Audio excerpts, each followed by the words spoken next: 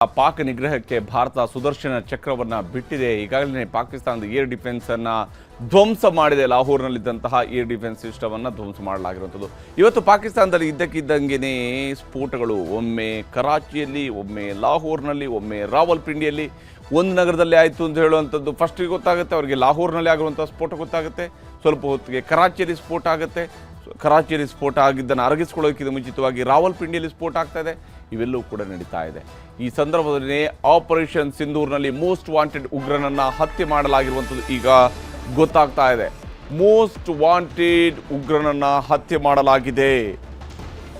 ಅಬ್ದುಲ್ ರೌಫ್ ಆಜಾದ್ನನ್ನು ಕೊಲ್ಲಲಾಗಿದೆ. ಅಬ್ದುಲ್ ರೌಫ್ ಆಜಾದ್ನನ್ನು ಭಾರತದ ಸೇನಾಪಡೆಗಳು ಕೊಂದು ಹಾಕಿರುವಂಥದ್ದು.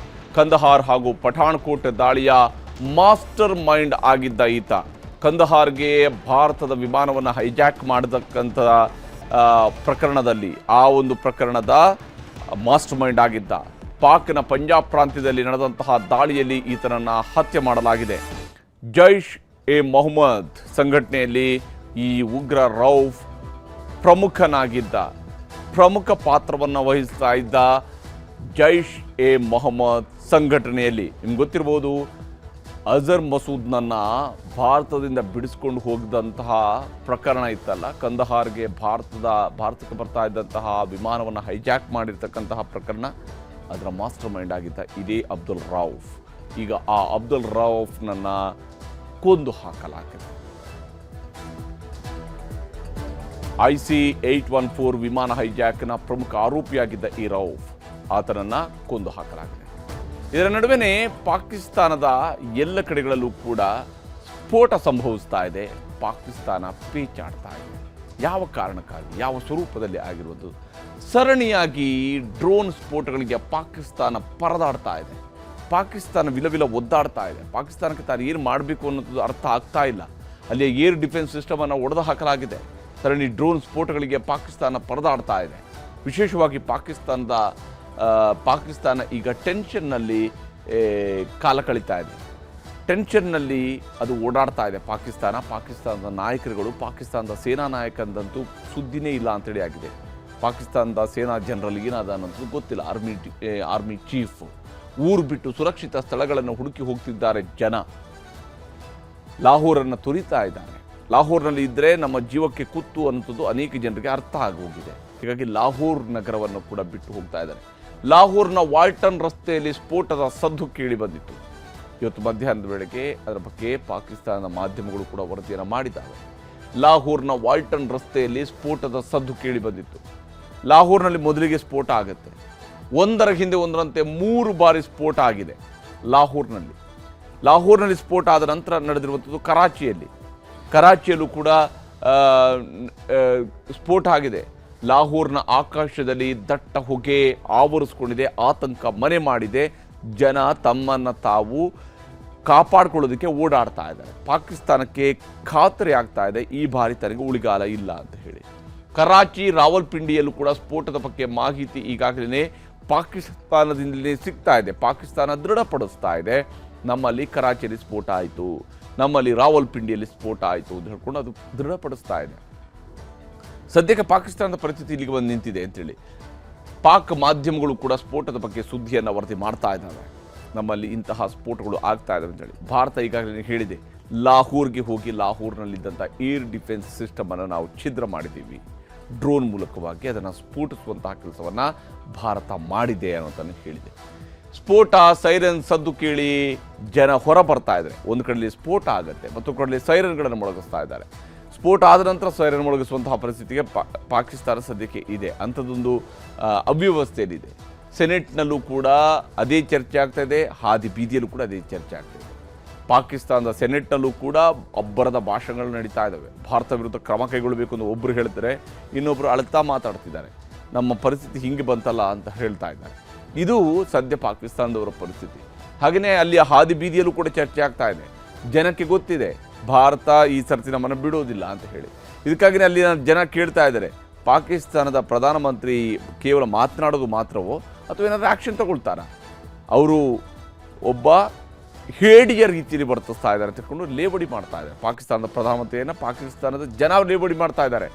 ಭಾರತ ನಡೆಸಿರುವಂತಹ ದಾಳಿಗಳ ಪರಿಣಾಮವಾಗಿ ಪಾಕಿಸ್ತಾನ ಅಕ್ಷರಶಃ ಇಕ್ಕಟ್ಟಿಗೆ ಸಿಲುಕಿ ವಿಲವಿಲ ಒದ್ದಾಡ್ತಾ ಇದೆ. ಈ ಸಂದರ್ಭದಲ್ಲಿ ಪಾಕಿಸ್ತಾನದ ಒಬ್ಬ ಪ್ರಜೆಯನ್ನು ಕೂಡ ಕೊಂದು ಹಾಕಲಾಗಿದೆ. ಆತ ಭಾರತದ ಕಡೆಗೆ ಕಾಲಿಡ್ತಾ ಇದ್ದ. ಆತ ಯಾವ ಕಾರಣಕ್ಕಾಗಿ ಬರ್ತಿದ್ದ ಅನ್ನೋದು ಗೊತ್ತಿಲ್ಲ. ಪಂಜಾಬ್ನಲ್ಲಿ ಭಾರತ ಗಡಿ ನುಸುಳ್ತಾ ಇದ್ದಂತಹ ವ್ಯಕ್ತಿಯನ್ನು ಹತ್ಯೆ ಮಾಡಲಾಗಿದೆ. ನಮ್ಮ ಡಿಫೆನ್ಸ್ ಸಿಸ್ಟಮ್ ಅವರು, ನಮ್ಮ ರಕ್ಷಣಾ ಪಡೆಗಳವರು ಆತನಿಗೆ ಹೇಳಿದರು, ಬರಬೇಡಪ್ಪ, ಇದು ಏನು ಗಡಿಯನ್ನು ದಾಟಿ ಭಾರತ ಒಳಗಡೆ ಬರಬೇಡ ಅಂತ ಹೇಳುವಂತನ ವಾರ್ನ್ ಮಾಡಿದ್ದಾರೆ. ಆದರೆ ಪಂಜಾಬ್ನಲ್ಲಿ ಭಾರತ ಗಡಿ ನುಸುಳ್ತಾ ಇದ್ದಂಥ ವ್ಯಕ್ತಿಯನ್ನು ಕೊಂದು ಹಾಕಲಾಗಿದೆ.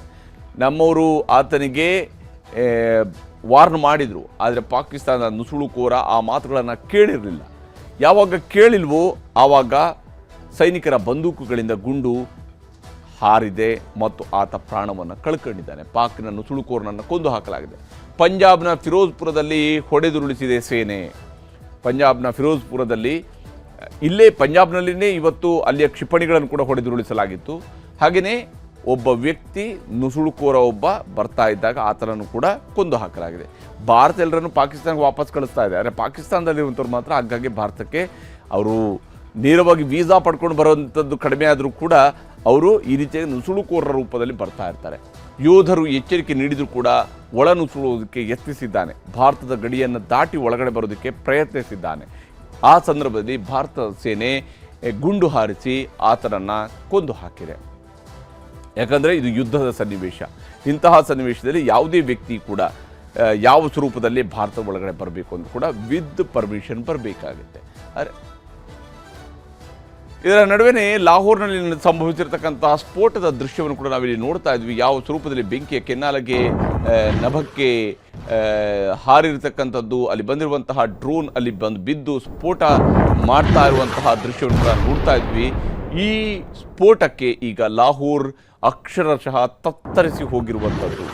ಲಾಹೋರ್ನಲ್ಲಿ ಸಂಭವಿಸಿರುವಂತಹ ಸ್ಫೋಟ ಇದು. ಅಲ್ಲಿಯ ಏರ್ ಡಿಫೆನ್ಸ್ ಸಿಸ್ಟಮನ್ನು ಸ್ಫೋಟಿಸಿರ್ತಕ್ಕಂತಹ ರೀತಿ ಇದು. ಆ ಸ್ವರೂಪದಲ್ಲಿ ಹಾರಿ ಬಂದಂತಹ ಡ್ರೋನ್ ಇದ್ದಕ್ಕಿದ್ದಂತೆ ಕೆಳಗೆ ಬಿದ್ದು ಅಲ್ಲಿ ಸ್ಫೋಟ ಸಂಭವಿಸುತ್ತೆ. ಅಂದರೆ ಭಾರತದ ಬಳಿಯಲ್ಲಿರ್ತಕ್ಕಂತಹ ಸೂಸೈಡ್ ಡ್ರೋನ್ಗಳು ಕೂಡ ಇಲ್ಲಿ ಬಹಳ ಮುಖ್ಯವಾದಂಥ ಕಾರ್ಯನಿರ್ವಹಿಸ್ತಾ ಇದ್ದಾವೆ. ಆದರೆ ಲಾಹೋರ್ನಲ್ಲಿ, ಕರಾಚಿಯಲ್ಲಿ, ರಾವಲ್ಪಿಂಡಿಯಲ್ಲಿ ನಡೆಸಿರ್ತಕ್ಕಂತಹ ಸ್ಫೋಟಗಳನ್ನು ನೋಡ್ತಾ ಹೋದಾಗ ಯಾವ ಸ್ವರೂಪದಲ್ಲಿ ಇದು ಸ್ಫೋಟಗಳಾಗಿದ್ದಾವೆ ಅನ್ನುವಂಥದ್ದು ಕೂಡ ಗೊತ್ತಾಗ್ತಾ ಇದೆ. ವಿಶೇಷವಾಗಿ ಲಾಹೋರ್ನಲ್ಲಿ ಸಂಭವಿಸಿರುವಂತಹ ಸ್ಫೋಟದ ದೃಶ್ಯ ಇದು. ಅಲ್ಲಿ ಬೆಂಕಿ ಮತ್ತು ಹೊಗೆ ಎರಡೂ ಕೂಡ ಮುಗಿಲೆತ್ತರಕ್ಕೆ ಹರಡುತ್ತಾ ಇರೋಥರ ನಾವು ನೋಡ್ತಾ ಇದ್ವಿ. ಅಷ್ಟು ತೀವ್ರ ಸ್ವರೂಪದಲ್ಲಿ ಈಗಾಗಲೇ ಪಾಕಿಸ್ತಾನಕ್ಕೆ ರಿಟ್ಯಾಲಿಯೇಟ್ ಮಾಡುವಂಥ ಕೆಲಸವನ್ನು ಭಾರತ ಸರ್ಕಾರ ಮಾಡ್ತಾ ಇದೆ. ವಿದೇಶಾಂಗ ಇಲಾಖೆ ಇರಾನ್ನ ವಿದೇಶಾಂಗ ಸಚಿವರೊಂದಿಗೆ ಸಭೆಯನ್ನು ಜೈಶಂಕರ್ ಅವರು ಮಾಡಿದರು. ಇರಾನ್ನ ಸಹಕಾರ ಬಾಂಧವ್ಯದ ಬಗ್ಗೆ ವಿವರಣೆಯನ್ನು ಜೈಶಂಕರ್ ಅವರು ನೀಡಲಿದ್ದಾರೆ.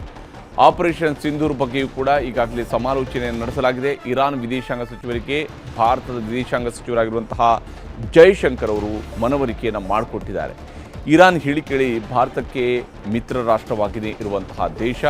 ಇರಾನ್ ದೇಶಕ್ಕೂ ಕೂಡ ಭಾರತ ಮನವರಿಕೆ ಮಾಡಿಕೊಟ್ಟಿದೆ. ಯಾವ ಕಾರಣಕ್ಕಾಗಿ ಪಾಕಿಸ್ತಾನದ ಮೇಲೆ ದಾಳಿಯನ್ನು ಮಾಡಿದ್ದೀವಿ, ಪಾಕಿಸ್ತಾನದ ಉಗ್ರರ ಮೇಲೆ ದಾಳಿಯನ್ನು ನಡೆಸಿದ್ದೀವಿ, ಪಾಕಿಸ್ತಾನದ ಸೇನಾ ನೆಲೆಯ ಮೇಲೆ ದಾಳಿಯನ್ನು ಮಾಡಬೇಕಾದ ಅನಿವಾರ್ಯತೆ ಏಕೆ ಸೃಷ್ಟಿಯಾಯಿತು, ಇದನ್ನು ಕೂಡ ಜೈಶಂಕರ್ ಅವರು ವಿವರಿಸಿದ್ದಾರೆ.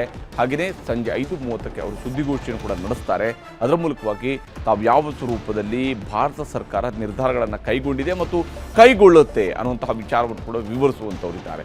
ಆಪರೇಷನ್ ಸಿಂಧೂರ್ ಬಗ್ಗೆಯೂ ಕೂಡ ಅವರಿಗೆ ಮಾಹಿತಿಯನ್ನು ನೀಡಲಾಗಿದೆ. ಇವತ್ತು ಸಂಜೆ 5:30ಕ್ಕೆ ಜೈಶಂಕರ್ ಅವರು ಈ ಸುದ್ದಿಗೋಷ್ಠಿಯನ್ನು ನಡೆಸುವವರಿದ್ದಾರೆ. ಹೀಗೆ ಒಂದಾದ ಮೇಲೆ ಒಂದು ಸಭೆಗಳನ್ನು ನಡೆಸಲಾಗ್ತದೆ. ಒಂದಾದ ಮೇಲೆ ಒಂದು ದೇಶಗಳಿಗೆ ವಿವರಣೆಯನ್ನು ಕೂಡ ನೀಡಲಾಗ್ತಾ ಇದೆ. ಜೈಶಂಕರ್ ಅವರ ಮಾತುಗಳನ್ನು ಕೂಡ ನಿಮಗೆ ತೋರಿಸ್ತೀನಿ.